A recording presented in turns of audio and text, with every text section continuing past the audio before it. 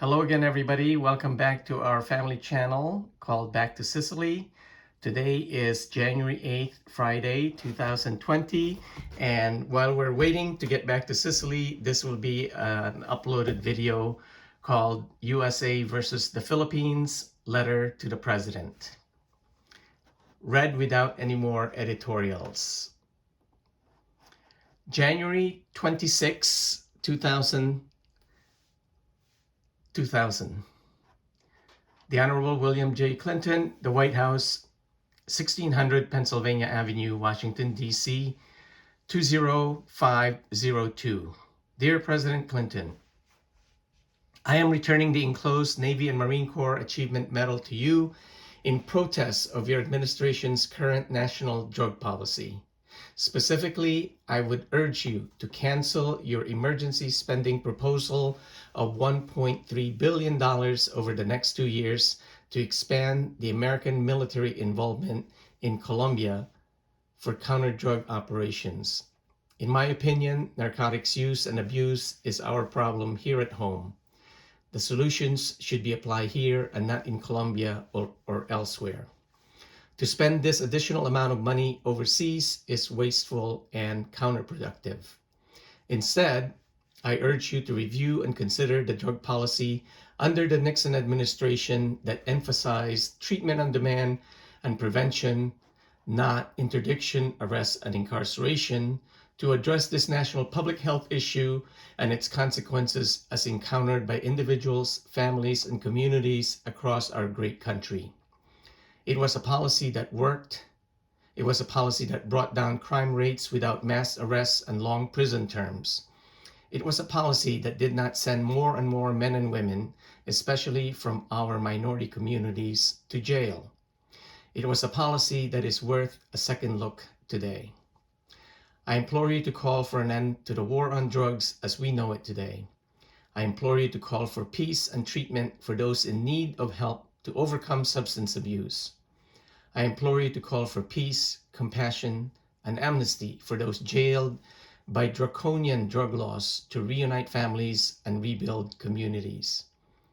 Most of all, I implore you to call for peace and an immediate nationwide review and dialogue at the national to neighborhood level about the destructiveness and senselessness of our current American federal narcotics prohibition policies and practices. Very respectfully, Sylvester Salcedo, Lieutenant Commander, USNR, retired. Second letter to the President. The date is June 5, 2018. President Rodrigo Roa Duterte, Office of the President, Malacañang Palace Compound, Jose P. Laurel Street, San Miguel, Manila. Subject, Filipino citizenship, benefits, and responsibilities. Dear Manong Digong, I am writing to share with you the news that this year I received my citizenship as a Filipino on January 30th, 2018, when Consul Melchor P. Lalonio Jr. signed my report of birth, FA Form 40, in Chicago, Illinois. I received my passport from the New York Consulate on April 13, 2018. As a new Filipino citizen, I feel compelled to write and share with you my thoughts about this newly acquired citizenship status.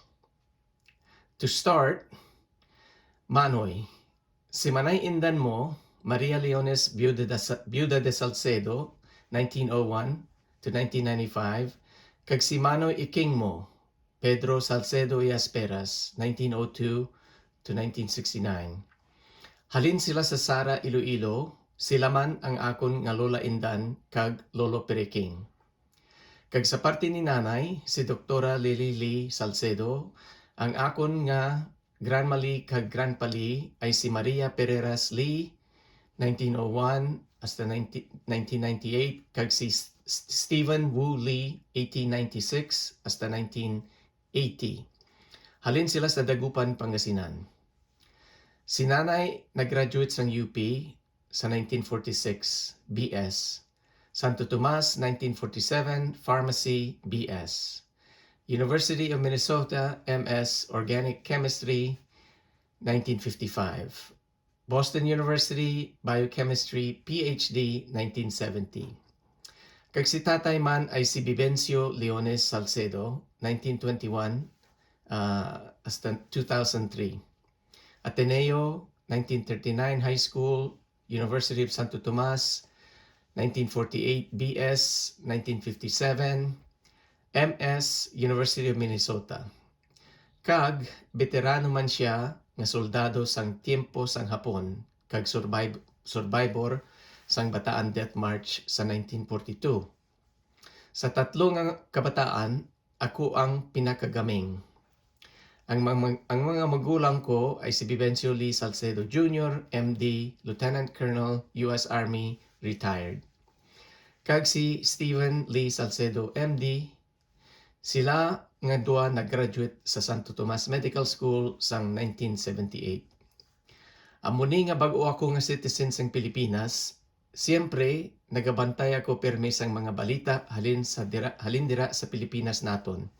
Kung may tiempo ako, makabasa sang periodiko o magtan-aw sa TV o sa internet. Ginanamitan gid ako magtan-aw kag magpamati sang mga iban nga kababayan naton halin dire sa Amerika abe nga nagabalik sa Pilipinas kag magbulig man para sa iban nga mga tao nga may kinanglan sa ila nga pangabuhi. Maski kung medisina, pagkaon o tubig nga limpyo o anuman lang ang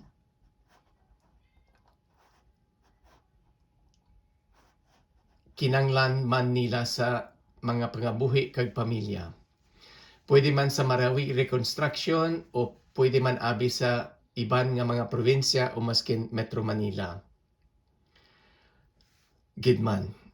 Aber, ang akong nga gusto nga mapahibalo sa inyo kag nga bag-o ako nga citizen sang Pilipinas, balaan ko nga may mga responsibilidad man kita nga tanan. Pero hindi man ako engineer nga makabulig magpatindog sang balay o maghimo sang karsada.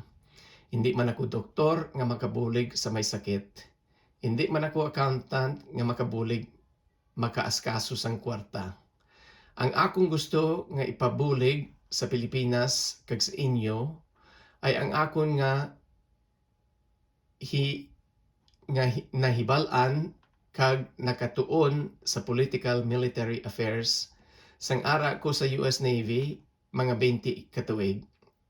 Hindi man pinakaimportante abe ang mabal-an sang tao sa military intelligence, kundi ang mas importante ay ang matun-an sang tao mag-obra kag maghimo sang relasyon nga maayo kag manami sa iban nga mga tao nga nagahalin sa iban nga nasyonalidad o pagpensar. Accordingly, ang mga istorya ko nga pwede ko isiling o pabalaan sa inyo, siguro pwede man makabulig sa aton nga Pilipinas. Kag sa inyo man abe nga pagmayor sang tanan kag bilog nga Pilipinas. Por eso ang balik sang mga kampana, for example, ang balik sang mga kampana sa Balangiga ay isa ko nga gusto gid makabulig sa Pilipinas naton. Hay ako ang isa sa duwa nga Pilipino nga nakapartisipar sang 100th anniversary sa F.E. Warren Air Force Base sa Cheyenne, Wyoming sang September 28, 2001 ay wala ginpasulod ang tao nga wala military identification card. Siling lang kamo kung saan o pwede kung pwede kita makasigurano nay gudto nga makalagas ako sang pinakaprimero nga eroplano para sa NIA para makaabot sa Malacañang o sa Luz Place, Kinilaw, Inihaw. Pili lang kamo kung diin o san ugid man kita makakit-anay. Siling lang kamo sa akon. Ari man lang ako nag-standby dire sa Connecticut kung makabulig man lang ako sa Pilipinas naton. Ang siling gani sang bag-o kong pasaporte, makadiyos, makatao, makakalikasan at makabansa. Mabuhay ang Pilipinas, mabuhay ang tanan ng mga tao, mga Pilipino, kung diin man lang sila nag-istar sa bilog ng mundo. Very respectfully, Sylvester Salcedo, Orange, Connecticut. So just to close, I know we're at the 10-minute limit here, but so what happened here, I did get an answer. Here's the return envelope, which I received on August 11, 2018. And interestingly enough, this was the answer I received from the Office of the Presidential Complaint Center. I don't know, it was the Complaint Center, Malacanang, Manila. So apparently, Malacanang sent my letter to Secretary of Defense, Delphine Lorenzana, and to the attention of Peter Paul Ruben G. Galvez Ceso III, Chief of Staff. Sir, respectfully forwarding the attached letter dated June 5th, 2018, with enclosure addressed to President Rodrigo Roa Duterte for appropriate action, consistent with existing laws, rules, and regulations on the matter, from Mr. Sylvester Salcedo, Esquire, Orange, Connecticut. The reply directed the parties concerned furnished the center citing PCC code number GL-CYR-07-03-2018-017 will be highly appreciated. Our cordial regards. ASEC Jaime, what's that? Aguno Mabilin, Head of Office. Well, since 2018, I really haven't heard back from them. And so I wrote back to Malacanang, but this is dated October 1st, 2018, and I wrote to Assistant Secretary Margo Uson, Presidential Communications Operations Office, Office of the President, Malacanang Palace Compound, Jose P. Laurel Street, San Miguel, Manila. Subject: letter from the Office of the President dated 3 July 2018, enclosure 1. Dear Assistant Secretary Uson, I am writing to inquire as a matter of a follow-up to my letter to President Duterte dated June 5, 2018.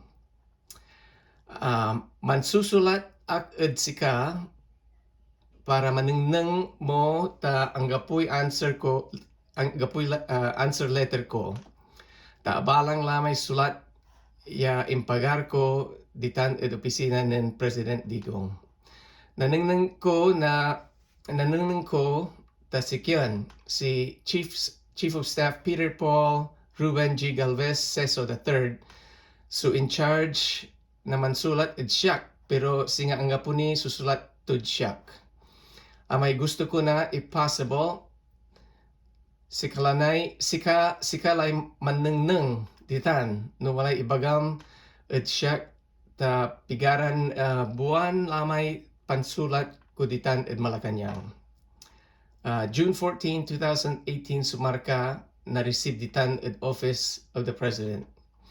Balbalag salamat ed sika no manengneng mo para ed siyak na talagan ako anta na antoy ibagam da ed siyak para ayay sulat ko ditan for President Digong. Sincerely, Sylvester Salcedo. So from that point, really no answers back from either presidents, but it's an interesting experience. All right, that's it for today. We'll see you at the next upload. Thank you.